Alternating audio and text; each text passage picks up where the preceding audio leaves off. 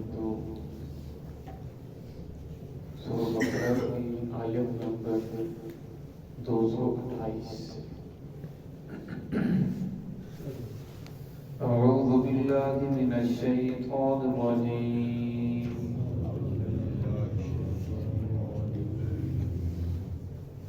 बिस्मिल्लाहिर रहमानिर रहीम। अत-तलाक़ु मर्रतानि फ़इम्साकुम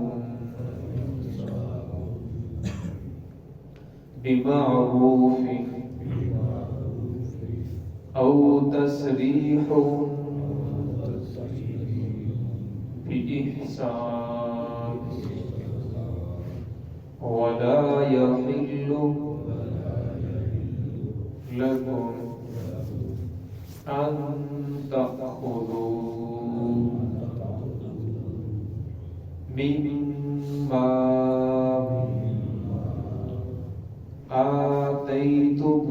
आतैतुमूहुन्ना शैअन इल्ला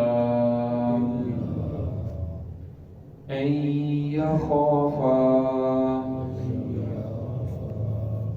अल्ला युक़ीमा हुदूदल्लाह फ़इन ख़िफ़्तुम अल्ला युक़ीमा हुदूदल्लाहि फ़ला जुनाह अलैहिमा फ़ीमा इफ़्तदत बिही तिल्का हुदूदुल्लाहि फ़ला तअतदूहा वमन यतअद्द हुदूदल्लाहि फ़उलाइका हुमुज़ ज़ालिमून। बिस्मिल्लाहिर्रहमानिर्रहीम।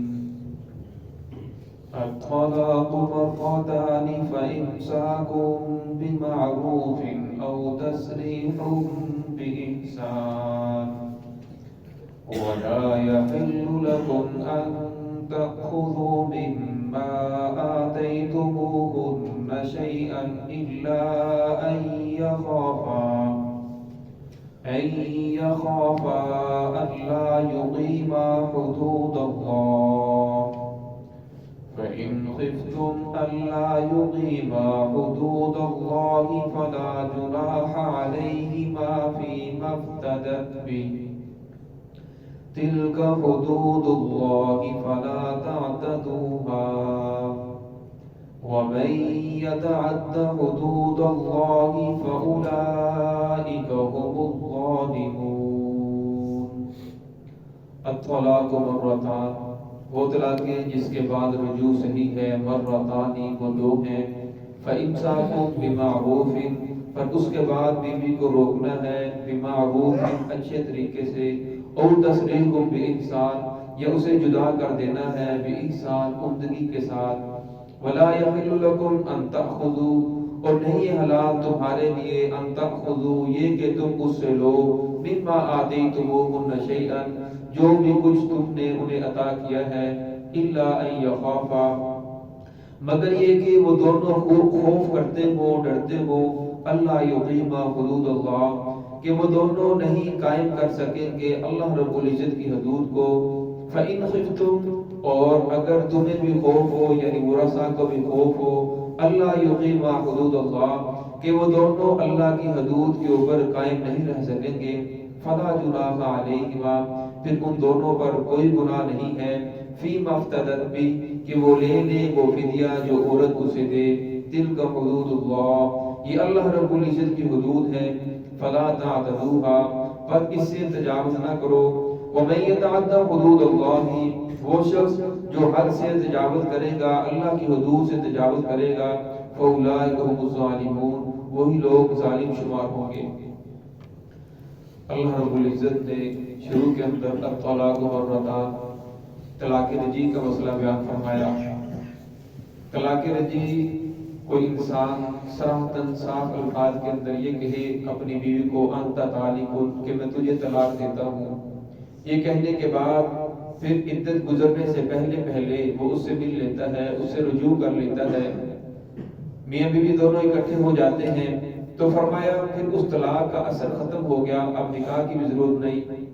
اگر اس نے دوسری مرتبہ بھی ایسے کہہ دیا انت طالق، میں تجھے طلاق دیتا ہوں، 2 مرتبہ طلاق دینے کے بعد پھر اگر میاں بیوی آپس کے اندر رجوع کر لیں تو پھر بھی رجوع کی انہیں اجازت ہے، عدت کے اندر انہیں حق حاصل ہے۔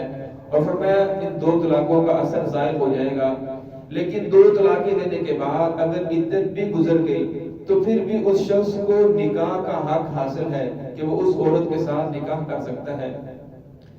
لیکن اب یہ 2 طلاقیں جو اس نے دے دی یہ گنتی کے اندر شمار ہوں گی، آئندہ اگر طلاق دینا چاہتا ہے تو اسے صرف 1 طلاق کا حق باقی ہوگا، 1 طلاق دے گا تو اس کے بعد بیوی اس سے آزاد ہو جائے گی۔ فرمایا کہ 2 طلاقیں ویسے تو اس کا اثر ختم ہو گیا، اس کے اندر رجوع بھی کر سکتا ہے اور نکاح کی بھی ضرورت نہیں، ہاں اگر عدت گزر جائے تو پھر صرف نکاح کرنا پڑے گا، نکاح کے لیے 2 گواہوں کی ضرورت ہے اور اسی طرح حق مہر بھی دوبارہ مقرر کرنا پڑے گا۔ لیکن اس کے بعد عورت آزاد ہوگی، عدت گزرنے کے بعد وہ دوبارہ اس شوہر سے شادی کرنا چاہے تو کر سکتی ہے، اگر نہ چاہے انکار کر دے تو عورت آزاد ہے۔ اور آگے درمیان کے اندر اللہ رب العزت نے مسئلہ خلو بیان فرمایا۔ مسئلہ خلو یہ ہے کہ میاں بیوی کا شادی ہوئی، شادی کے بعد نباہ نہ ہو سکا جس کی وجہ سے وہ غلطی شوہر کی طرف سے ہے یا عورت کی طرف سے ہے۔ اب عورت کہتی ہے کہ مجھ سے کچھ پیسے لے لو، پیسے لینے کے بعد مجھے طلاق دے دو، تو شریعت نے اس کی اجازت دی ہے۔ اس لیے شریعت فرماتی ہے کہ نکاح انسان کو کفر کے اندر کرنا چاہیے۔ کفر سے مراد اپنی برادری کے اندر، اپنے خاندان کے اندر، قبیلے کے اندر۔ اس کی وجہ یہ ہوتی ہے بعض مرتبہ انسان غیر برادری کے اندر شادی کرتا ہے تو آپس کے اندر مزاج نہیں ملتا۔ ایک برادری کے اندر شادی کی جائے تو پتہ ہوتا ہے اس برادری کا مزاج ایسا ہے، تو ہم آپس کے اندر جب مزاج نہیں ملتا پھر اس کی وجہ سے بگاڑ پیدا ہوتے ہیں، اور فرمایا جب بگاڑ پیدا ہوتے ہیں تو پھر جو نوبت ہے طلاق تک پہنچ جاتی ہے۔ تو فرمایا اگر میاں بیوی دونوں ان کا نباہ نہیں ہو سکتا، مزاج نہیں مل رہا، تو اس کے بارے میں اگر تو غلطی ہے شوہر کی طرف سے تو پھر فرمایا جو اس نے اپنی بیوی کو حق مہر ادا کیا ہے یا جو بھی دیا ہے اگر وہ اس سے لے گا تو یہ لینا حرام تو نہیں بلکہ مکروہ ہے۔ ہاں اگر غلطی عورت کی طرف سے ہے، شوہر تو اسے اپنے گھر کے اندر رکھنا چاہتا ہے لیکن وہ رہنا نہیں چاہتی، وہ چاہتی ہے کہ مجھے طلاق دے دی جائے۔ اب فرمایا اس کے بارے میں امام شافعی رحمۃ اللہ علیہ فرماتے ہیں کہ اگر وہ عورت سے فدیہ لینا چاہتا ہے تو صرف اس نے جو حق مہر دیا ہے وہ بھی لے سکتے ہیں اور اس سے کچھ زائد بھی لینا چاہے کہ میرے شادی کے اوپر اتنا خرچہ ہوا، لہذا اگر تو میرے پاس نہیں رہنا چاہتی تو میرا اتنا خرچہ واپس کر تو آزاد ہے۔ لیکن امام حنیفہ رحمۃ اللہ علیہ فرماتے ہیں کہ نہیں، بلکہ وہ صرف مہر ہی لے سکتا ہے، مہر کے علاوہ زائد پیسے نہیں لے سکتا۔ دلیل کے طور پر وہ ایک حدیث پیش کرتے ہیں، حضرت ثابت بن قیس رضی اللہ تعالیٰ صحابی تھے آپ صلی اللہ علیہ وسلم کے، بہت اچھے، بہت ذہین تھے اور بہت اچھے مقرر خطیب تھے، لیکن قد چھوٹا تھا، رنگ سیاہ تھا۔ ان کی جو بیوی تھی بہت زیادہ خوبصورت تھی، وہ رسول اللہ صلی اللہ علیہ وسلم کے پاس آئی، کہنے لگی یا رسول اللہ آپ مجھے ثابت سے طلاق دلا دیں، اس لیے کہ جب میں انہیں دیکھتی ہوں تو مجھے کراہت پیدا ہوتی ہے، یہ میرا شوہر بہت اچھا ہے، میری بہت خدمت کرتا ہے، میرا خیال بھی کرتا ہے، اس کا اخلاق بھی اچھا ہے، خرچ بھی مجھے بہت دیتا ہے، لیکن جب میں اسے دیکھتی ہوں تو میرے دل کے اندر کراہت پیدا ہوتی ہے، تو اسے تو میرے ایمان کے اوپر زد پڑ رہی ہے، لہذا آپ مجھے طلاق دلوا دیں۔ تو آپ صلی اللہ علیہ وسلم فرمایا کہ ثابت بن قیس نے جو تجھے باغ دیا ہے وہ واپس کر دے گی، کہنے لگی میں وہ باغ بھی واپس کر دوں گی اور بھی کچھ دے دوں گی، تو آپ صلی اللہ علیہ وسلم فرمایا کہ نہیں، بلکہ جو اس نے مہر کے طور پر تجھے باغ دیا ہے وہ بھی واپس کر دوں، باقی اور کی ضرورت نہیں ہے۔ تو امام حنیفہ رحمۃ اللہ علیہ فرماتے ہیں کہ آپ صلی اللہ علیہ وسلم نے زائد دینے سے منع فرما دیا، تو لہذا اس سے ثابت یہ ہو رہا ہے کہ جو اس نے مہر دیا ہے وہی لے سکتا ہے، اس سے زائد نہیں لے سکتا۔ تو اس آیت کے اندر اسی کا تذکرہ ہے۔ الطلاق مرتان، فرمایا وہ طلاقیں جس کے بعد انسان رجوع کر سکتا ہے وہ دو ہیں. فإمساک بمعروف، فرمایا اگر اس کے بعد شوہر روکنا چاہے بمعروف اچھے طریقے سے روک سکتا ہے، یعنی عدت کے اندر اگر رجوع کرنا چاہے تو کر سکتا ہے. او تسریح بإحسان، یا پھر اس سے جدا ہونا چاہتا ہے تو عمدگی کے ساتھ اچھے طریقے کے ساتھ اس سے جدا ہو جائے. ولا يحل لكم ان تأخذوا، اب یہاں سے مسئلہ کو بیان فرمایا نہیں ہے حلال تمہارے لیے ان تأخذوا مما آتيتموهن شيئا، کہ وہ جو تم نے عطا کیا ہے اپنی عورتوں کو اس میں سے کچھ بھی واپس لو.